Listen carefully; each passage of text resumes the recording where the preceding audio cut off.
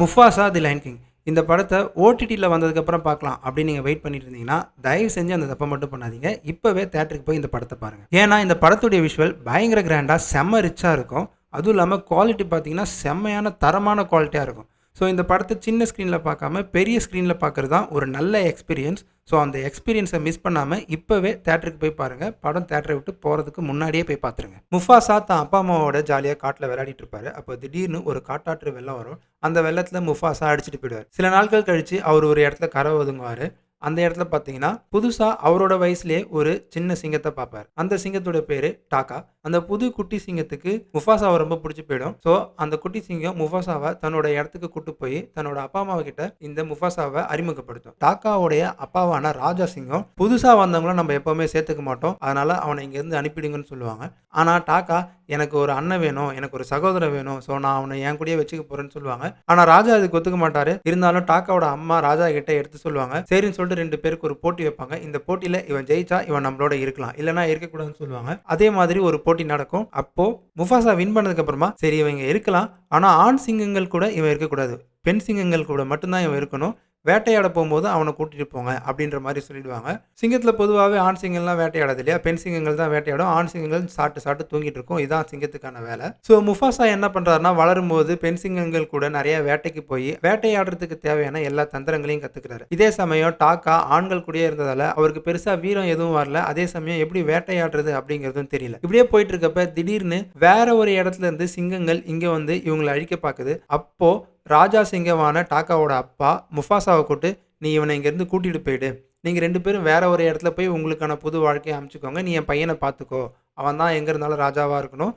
So அந்த ராஜா வாரிசை நீ பார்த்துக்கோ அப்படின்னு சொல்லி முஃபாசா கூட டாக்காவை அனுப்பி வச்சிடறாரு. 2 பேரும் வேற வழி இல்லாமல் அங்கேருந்து வந்துடுறாங்க. ஸோ இவங்க பயணம் பண்ணி வரும்போது புதுசாக சில ஃப்ரெண்ட்ஸை மீட் பண்ணுறாங்க. அப்படி மீட் பண்ணும்போது முஃபாசா டாக்காவோட அம்மாவோட வேட்டைக்கு போகும்போது கற்றுக்கிட்ட திறமைகள் ப்ளஸ் இயற்கையாக அவனுக்குள்ளே இருக்க சில குணாதிசயங்கள் எல்லாமே புதுசாக வந்தவங்கள ரொம்ப கவர்ந்தது. அதுவும் இல்லாமல் அவன் ரொம்ப நேர்மையாகவும் மற்றவங்களுக்கு நல்லதுமே நினைக்கிறான்றதால அவனை இயற்கையாகவே எல்லாருக்குமே பிடிச்சிருது. ஸோ டாக்கா மேலே யாருக்குமே அந்த அளவுக்கு ஒரு ஈர்ப்பு இல்லை. அதனால டாக்கா ரொம்பவே மனசுடைஞ்சு போயிடுறான். எல்லாருக்குமே எப்போ பார்த்தாலும் முஃபாசாவை தான் பிடிக்குது, என்ன யாருக்குமே பிடிக்கலன்ற வருத்தத்துல டாக்கா வில்லன்கள் கூட போய் சேர்ந்துருவாரு. இதுக்கப்புறமா முஃபாசா எப்படி அந்த வில்லன்களை ஜெயிச்சாரு, டாக்கா எப்படி ஸ்காரா மாறினாரு அப்படிங்கிறதான் கதை. ஆல்மோஸ்ட் நான் சொன்னதுலேருந்தே உங்களுக்கு இந்த கதை எப்படி போய் முடியும்ன்றது தெரிஞ்சிருக்கும். எஸ், நீங்க கெஸ் பண்ற மாதிரி தான் இந்த கதை இருக்கும். பட் இருந்தாலும் கதைக்காக இந்த படத்தை பார்க்காம விட்டுறாதீங்க. ஏன்னா கதையை தாண்டி இந்த படத்துடைய மேக்கிங், இந்த படத்துடைய விஷுவல்ஸ் ரொம்ப பிரம்மாண்டமா இருக்கும். கண்டிப்பா நீங்க அதை போய் பாருங்க. விஷுவல்ஸ் எல்லாமே ரியலிஸ்டிக்கா, அனிமேஷன்ஸும் சரி, இதை நீங்க பாத்தீங்கன்னா ஒரு விஎஃப்எக்ஸ் படம் இல்ல அனிமேஷன் படம்னே சொல்ல மாட்டீங்க. அந்த அளவுக்கு இதோட விஷுவல்ஸ் எல்லாமே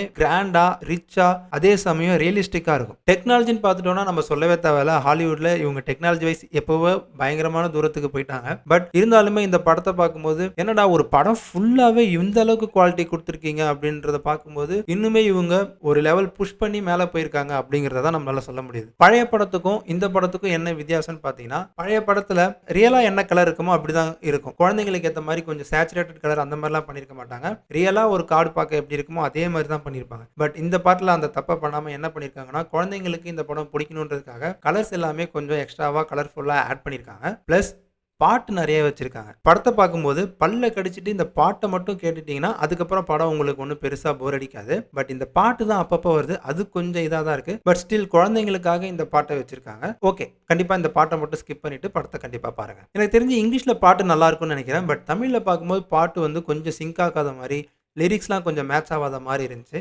அதை தவிர்த்து தமிழில் டப்பிங்லாம் பயங்கரமாக இருந்துச்சு. வில்லனுக்கு நாசர் சார் வாய்ஸ் கொடுத்துருப்பாரு, அந்த வாய்ஸ்லாம் சூப்பராக மேட்ச் ஆயிருக்கும். அதே மாதிரி ஹீரோ கேரக்டர் முஃபாசாக்கு அர்ஜுன் தாஸ் கொடுத்துருப்பாரு, அந்த வாய்ஸுமே நல்லா மேட்ச் ஆயிருக்கு. டாக்காவோட இளம் வயசுக்கு அசோக் செல்வன் கொடுத்துருப்பாரு, அந்த வாய்ஸுமே சூப்பராக மேட்ச் ஆயிருக்கும். இதை தவிர்த்து டிமோன் அண்ட் பூம்பாக்கு ரோபோ சங்கர் அப்புறம் சிங்கப்புலி இவங்க 2 பேர் கொடுத்துருக்காங்க. இதை தவிர்த்து அந்த குரங்கு கேரக்டர் ஒன்று வரும் இல்லையா, அதுக்கு விடிவி கணேசர் வாய்ஸ் கொடுத்துருப்பாரு, அதுவுமே ரொம்ப சூப்பராக மேட்ச் ஆயிருக்கு. பழைய பாட்டுக்கும் இந்த பாட்டுக்கும் என்ன இன்னொரு வித்தியாசம் பண்ணியிருப்பாங்கன்னா, பழைய பாட்டில் நமக்கு எக்ஸ்பிரஷன்ஸ் எதுவுமே கிளியராக தெரியாது. பழைய பாட்டில் பேசுறதை தவிர்த்து வேற எந்த ஒரு ஃபேண்டசியுமே இருக்காது. பேசுறது மட்டும்தான் அனிமல் செய்யக்கூடிய ஒரே ஒரு ஃபேண்டசியான விஷயமா இருக்கும். ஆனால் அனிமல்ஸோடைய எக்ஸ்பிரஷன்ஸ் எதுவுமே நம்மளால அந்த அளவுக்கு ரீட் பண்ண முடியாது, ஏன்னா ரியலிஸ்டிக்காக பண்ணியிருப்பாங்க. பட் இந்த பாட்டில் அவங்க அந்த தப்பை பண்ணல.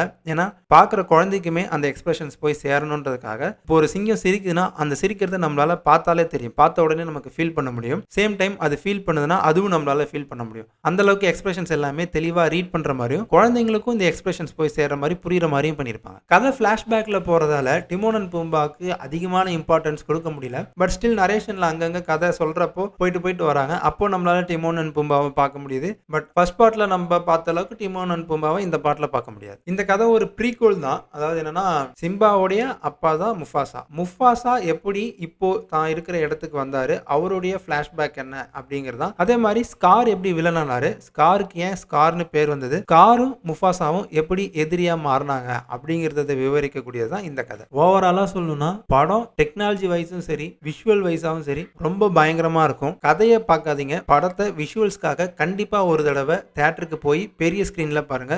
ஓடிடில பார்க்கலான்ட்டு வெயிட் பண்றதை விட இப்பவே தியேட்டருக்கு போய் பாருங்க. படம் கண்டிப்பா ரொம்ப நல்லா இருக்கும். மிஸ் பண்ணிடாதீங்க.